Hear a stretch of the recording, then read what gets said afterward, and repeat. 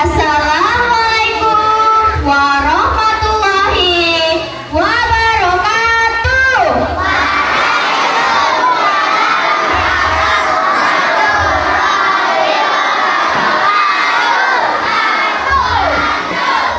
Kepada Bapak dan Ibu Majelis Guru dan teman-teman semua yang saya sayangi, pertama-tama marilah kita panjatkan puji syukur kehadiran Allah Subhanahu wa Ta'ala yang Maha Pengasih, yang tak pernah pilih kasih.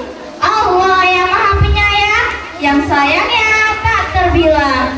Salawat serta salam kita curahkan kepada junjungan kita baginda Nabi Muhammad Sallallahu Alaihi Wasallam, sang pembawa rahmat seluruh alam. Semoga kita mendapatkan syafaatnya di hari kiamat nanti. Amin, amin, ya robbal alamin. Sebelum menyampaikan ceramah singkat ini, izinkan saya untuk memperkenalkan diri. Nama saya Bilqis Zahra Aureli Zahri, perwakilan dari kelas 6A.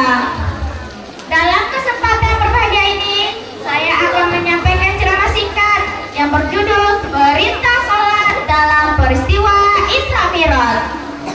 Teman-teman yang berbahagia, sebagai umat muslim yang beriman, kita wajib mempercayai dan meyakini peristiwa Isra Mi'raj. Sebelumnya, kalian tahu tidak apa itu Isra Mi'raj, teman-teman? Isra Mi'raj adalah perjalanan Nabi Muhammad SAW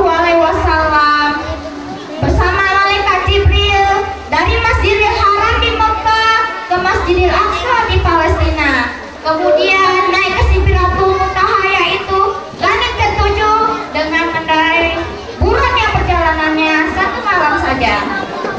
Subhanallah, tidak ada makhluk yang mendapatkan keistimewaan ini. Sebagai ini selain baginda Nabi Muhammad Sallallahu Alaihi Wasallam. Allahumma sholli ala Sayyidina Muhammad wa ala ali Sayyidina Muhammad. Dalam perjalanan Isra Mi'raj, Nabi Muhammad mendapatkan perintah wajib langsung dari Allah Subhanahu wa Ta'ala. Kira-kira perintah apa ya, teman-teman? Kalian tahu tidak? Yaitu perintah sholat wajib yang awal mulanya 50 waktu menjadi 5 waktu dalam sehari semalam. Kira-kira kalau sholatnya 50 waktu dalam sehari, teman-teman sanggup tidak? Nah, teman-teman, kenapa sih kita harus melaksanakan sholat? Allah menciptakan manusia supaya mereka beribadah kepadanya, dan Allah tidaklah memerintahkan manusia kecuali hal-hal yang membawa kebaikan bagi diri manusia itu sendiri.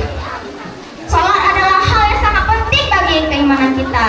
Sebagai sabda Rasulullah SAW yang artinya berbunyi seperti ini: sholat adalah tiang agama. Barang siapa yang menegakkannya, maka ia telah menegakkan agamanya.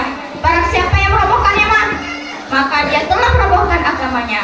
Maka dari situlah teman-teman semua, marilah kita tingkatkan keimanan kita dengan memperbaiki kualitas sholat kita agar selamat dunia akhirat. Demikian yang bisa saya sampaikan pada kesempatan ini. Semoga bermanfaat bagi kita semua. Saya punya satu pantun nih, saya bacain ya. Burung belibis terbang berjajar-jajar, berbondong-bondong mencari makan.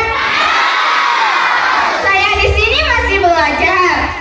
Jika ada salah, mohon dimaafkan. Wabillahi taufiq wal hidayah. Wassalamualaikum warahmatullahi wabarakatuh.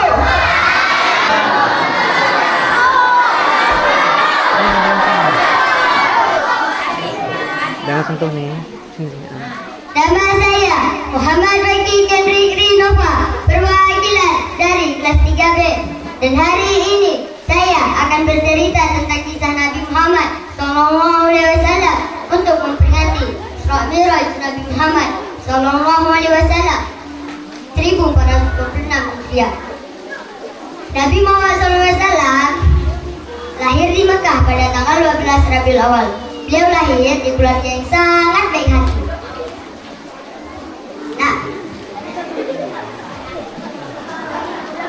Namun sayangnya ayah beliau Abu Sejak kecil, ibu beliau Aminah juga meninggal. Nabi Muhammad kecil kemudian dibesarkan oleh kakeknya Abdul Muthalib dan setelah itu oleh pamannya Abu Thalib.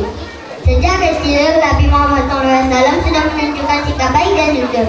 Bahkan orang-orang di Mekah memanggilnya Al-Amin, yang berarti yang terpercaya, karena beliau bisa dipercaya.